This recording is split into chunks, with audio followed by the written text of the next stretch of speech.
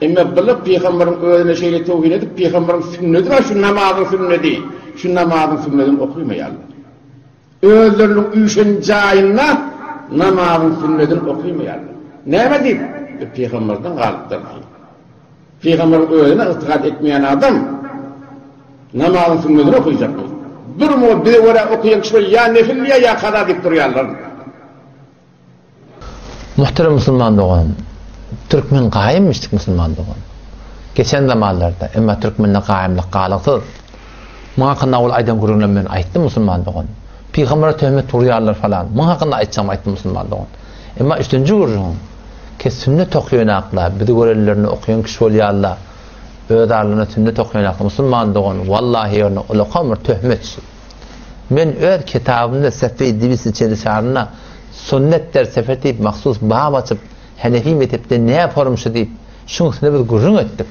Hatta mecburi fıkhi Türk mesela ki avval şey erzibahun tadı Hanefi'nin üzerinde bolanında bir gurrun şu değil. Biz şunun üstüne şu zaten gurrun ettik. Bahsettik Müslüman doğan. Sen sünnet okuyan hakkında Müslüman doğan bizim tireminde bizim tertibinde gelen adamlar şu beş vakit namazın sünnetine razı olmanı biz balakim teyitülmesiz okuyacak başımıza kayıp. Biz namazda hacet okuyacak başımıza kayıp. Biz teheccüd okuyup bilmezsek biz şuna narap bırakıp ben adam Müslüman doğan. Senin sünnet okuyan hakkında deyip bana töhmet bulmakla vallahi yerine şunun tembur olukan bir töhmet Müslüman doğan. Qahtı bir yanlıştan aytyan kebin. Erti kıyamatın sen bana ne yaparım cevap verip bolar hakimi. Sen böyle oturan yerine kılınacak yarın Müslüman doğan hala kebin aydıp oturuyorsun. Oğum da yankıvırın da oğum bir rahat dinekten hem önerdi kim. Bir töhmet duruyan adam, ıhtilaf öğreten adam Müslüman doğan siz ödünüz sebep bolyardınız. Men içi yancığıma bir kefil şayesine var da barha aydam olayım. Narahatlığımdan taya barha aydam olayım. Ne mi deyin akım ben? Ne yaparım aytmasıyla canlı olun? Ne yaparım düşündürmelisin? Müslüman doğalım size.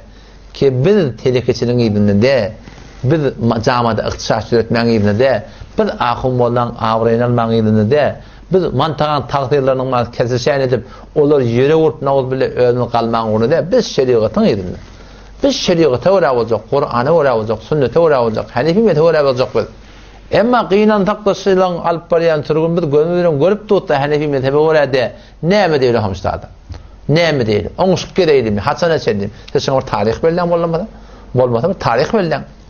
5 yıllığın, 10 yıllığın, inseme yıllap keplenmeyen geliptir düşünçler değil. Ama düşünçmek yok. Doğurten karşıyında durup bırakayım. Şu form navarlar paylap bırakın milletin ahına galat fikri öğretiyorlar. Onu bir de çaremi tokadı burada demek oluyor. Baraydı inşallah Teala ahir böyle kurduğun ki inşallah Teala şu mecmuanın şuurunu tokadı Allah tabi kabul etsin.